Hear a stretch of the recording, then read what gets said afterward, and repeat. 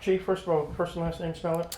It's Henry Wallace Weehat, W-I-E-G-H-A-T. Tell me what you had this evening. Basically what we had this evening, we had one of my criminal interdiction units working traffic on US 59 when he observed a vehicle, an excessive speed limit, and attempted to make a traffic stop on the vehicle. The vehicle took evasive action and accelerated, went northbound on 59. And that's not counting the bags of weed. 35-mile pursuit up in Polk County, I think eventually ended up. We were able to, they crashed out up there, went through a fence. Nobody was injured, no officers injured, no suspects, no civilians injured.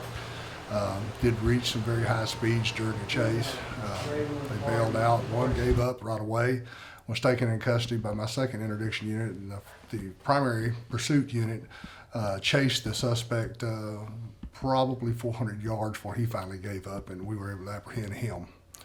During the chase, they threw several bags of narcotics out of the vehicle, some of which we recovered.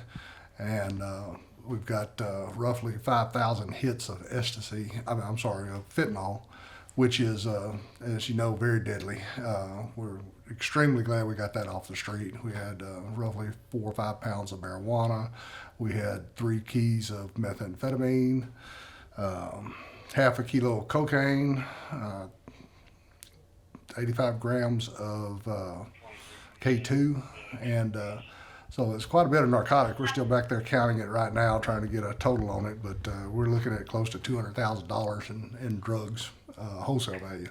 So by the time they stepped on it, and they'd almost double their money out of that. So what we're glad is we got it off the streets, because people just, they don't realize, no matter how much we tell them, how deadly fentanyl is. And just a very minor pinhead amount could kill somebody. Basically, this chase went up through city of Cleveland, back on the freeway, through city of Shepherd, back on the freeway, then out all the way out. Basically, started heading east, toward East Texas, crossed Trinity River before it finally stopped. Yeah, it sure did. Certainly did. What about his driving habits? Crazy. He was driving, passing on the shoulder of the road on the right side, passing center, busting red lights. He was driving extremely dangerous, and so we were able to, fortunately our units were able to safely, with our sirens and emergency equipment and everything, I think we helped avert probably some accidents from happening. But these things are always very dangerous, you know, but we have to get them off the street. I mean, no telling us how many lives we saved by getting this narcotics off the street today. Your officer didn't make it back to the office. One of the other officers involved with Chase didn't make it back to the office and ended up getting tied up again. Interesting story. Yeah, both units were headed back to the office, and my second criminal interdiction unit observed a traffic violation, initiated a traffic stop, and then observed the subject inside the car making avertive actions, and so ended up taking them out of the car. He gave a false ID. We run the dog on the vehicle. He denied any search of the vehicle, so we got he was a canine unit, so we had our canine exit the car and immediately alerted to the vehicle. So a search was conducted, and we found 2 what they call cookies of freshly cooked methamphetamine, totaling about $3,500. Starting to get heavy up through here lately.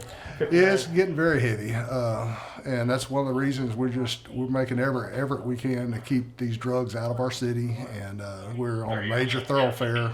I-69 goes right through our town, and sadly, that's where the traffickers also go right through our center of our town. And we don't want that to get in our kids' hands or any of our civilians or anything. If we can keep it out of the people's hands, hopefully they'll live a lot longer.